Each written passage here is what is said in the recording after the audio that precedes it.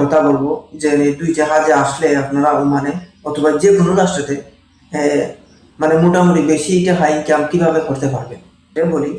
যে মার্জাতে আপনার কিভাবে টাকা ইনকাম করতে পারবেন এক্সট্রা টাকা ওভার টাইম হিসাবে। তো দেখেন, প্রথম অবস্থায় যেখানে আপনি যে মার্জাতে চাইবেন আপনি কিন্তু বাসাটা জানতেন না, লাইন কাট কিছু বুঝতেন না, আমিও প্রথম বুঝছিলাম না, কিন্তু এখন মানে বুঝি দেখিয়া এই জন্য আপনাদেরকে বলতেছি যাতে আপনারা বুঝেন আর প্রবাসে আইসা এইভাবে শর্টকাটে মানে আমার কথাগুলো শুনে কাজ করতে পারে। আসসালামু আলাইকুম বন্ধুরা, আশা করি সবাই ভালো আছেন। আলহামদুলিল্লাহ আমি আল্লাহর রহমতে ভালোই আছি। তো আজকে দুই জাহাজের ভিসা নিয়ে কথা বলবো যে দুই জাহাজে আসলে আপনারা ওমানে অথবা যে কোনো রাষ্ট্রতে মানে মোটামুটি বেশি টাকা ইনকাম কিভাবে করতে পারবেন, দুইটা বিষয় নিয়ে আলোচনা করবো। তো মনে করেন প্রথমত আমি এই লাইন গার্ডটা বুঝছিলাম না গতিকে মানে করতাম পারছি না, কিন্তু কখন বুঝার পর থেকে কিন্তু আমি কিন্তু মানে চেষ্টা করি এবং কি আমি ইনকামও করছি। তো আমার অভিজ্ঞতা থেকে, আমার 60 বছর কেরিয়ার থেকে আপনাদেরকে পরামর্শ দেব যে আপনারা যে কোনো রাষ্ট্রতে যান নতুন অবস্থায় আমার কথাগুলো যদি মানে মনোযোগ সহকারে শুনেন, বুঝেন আর করতে পারেন, তাহলে মনে করেন আপনি লাইফটারে শর্টকাটে মানে প্রবাসে আসার করে আপনি বুঝাইতে পারবেন। তো প্রথমত না দুইটা বিষয় আলাপ করবো যে ফ্রি ভিসা আর মার্জার খাদের ক্ষেত্রে। এই দুই খাদে যদি আসেন মানে কিভাবে আপনি এক্সট্রা ইনকাম করতে পারবেন, এই লাইন গ্যাপটা আপনাদেরকে বিস্তারিত বলবো। তো কথাগুলো শুনতে থাকেন আর ধৈর্য সাথে শুনে ভিডিওটা স্থির করবেন না। তো চলুন মূল আলোচনায় চলে যাই। তো প্রথমত আলোচনা করবো যে আপনার ফ্রি ভিসা নিয়ে।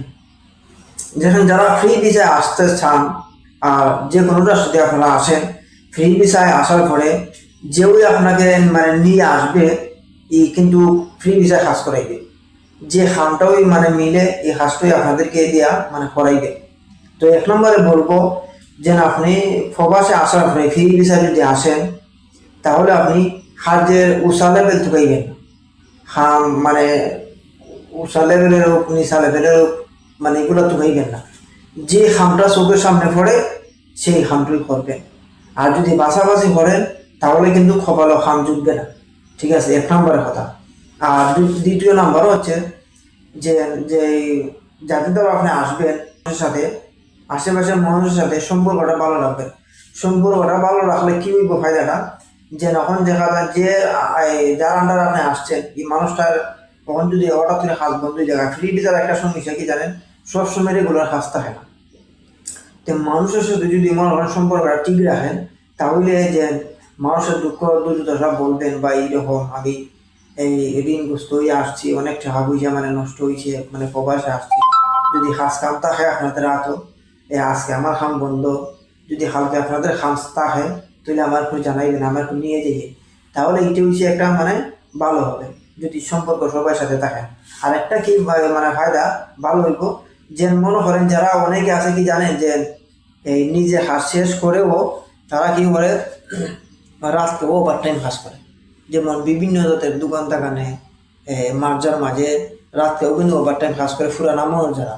নতুন অবস্থায় আপনি এই ধরনের লাইন কাট পাইবেন না, এই জন্য বলবো যে ফুরানা মানুষের সাথে সম্পর্কটা ভালো রাখবেন। তো আমি একটা কথা সবসময় বলি যে মানুষের সাথে সম্পর্ক রাখলে একসময় কাজে আছে ইনশাআল্লাহ।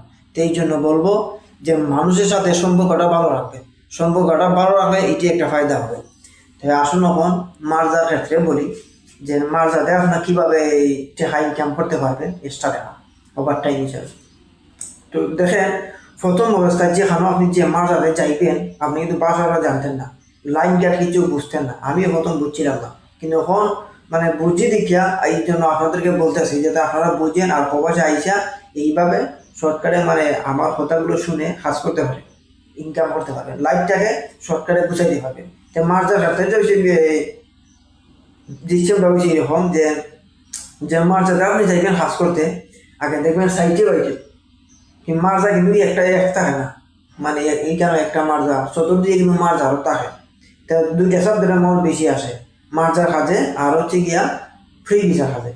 তো মার্জাতে কাজে গেলে সাইটে বাইরে যত মার্জা আছে বাঙালি উঠে খায় বেশিরভাগই বাঙালি।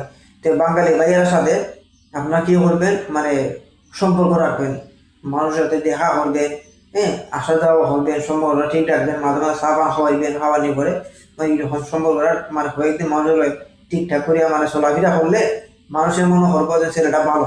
আর আপনিও দুঃখ সব বলবেন, বলে ভাই অনেক টাকা পয়সা খরচ করে আইসি, যদি একটু কাজ কাম থাকে পার্ট টাইম হিসাবে, ওভার টাইম হিসাবে, তাহলে আমার নিয়ে যাই। আমার যা সিস্টেম হয়েছে খামের, যেমন সকাল 6টার সময় খাম শুরু হয়, আবার 11টার সময় 12টার সময় খাস শেষ, আবার 4টা পর্যন্ত 3টা পর্যন্ত কে।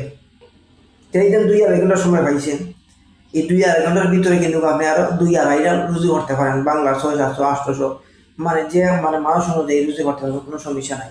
তাহলে এই যে মনে করেন মানুষের সাথে মানে পরিচিত ঠিক রাখবেন, সম্পর্ক ঠিক রাখবেন, তাহলে মানুষে বললে মশা আপনাকে হাজে নিয়ে যাইবে। কিন্তু এটা আমার মানে আমি করছি এই লাইনে, এই জন্য মানে পরামর্শটা আপনাদেরকে দিতেছি আর কি। ঠিক আছে, তাহলে এইভাবে মনে করেন আপনারা মানে একটু লাইফটাকে শর্টকাটে গুছাইতে পারবেন। আর যদি মনে করেন না দূর ভালো লাগে না, এই খাম ভালো লাগে না, যে প্রবাসে আসছি খাম বাচ্চা বাচ্চা করতে চান, লেদা সাফ করতো না, লেদা সাফ করতাম না, যে মার যাতে এই মাটির কাজ করবো না, এই সমস্ত যদি চিন্তা ভাবনা থাকে, তাহলে আপনি লাইফটাকে শর্টকাটে গুছাইতে পারবেন না। কারণ একটা কথা খেয়াল রাখবেন, প্রবাসে যারাই আমরা আসি লাইফটাকে গুছানোর জন্য মোটা ইনকামে মানে বেশি মোটা ইনকাম টাকা রুজি করার জন্য আসি। আমরা কিন্তু বুক বিলাসের জন্য প্রবাসে আসি না, এই কথাটা লক্ষ্য রাখবেন। আর বুক বিলাসী জায়গা হয়েছে মানে দেশও, বিদেশে না। এই জন্য কোনো জিনিস বাসাবাসি মানে কোনো খাস বাসাবাসি করবেন না, সামনে যেটাই পড়ে এই কাজটাই করবেন।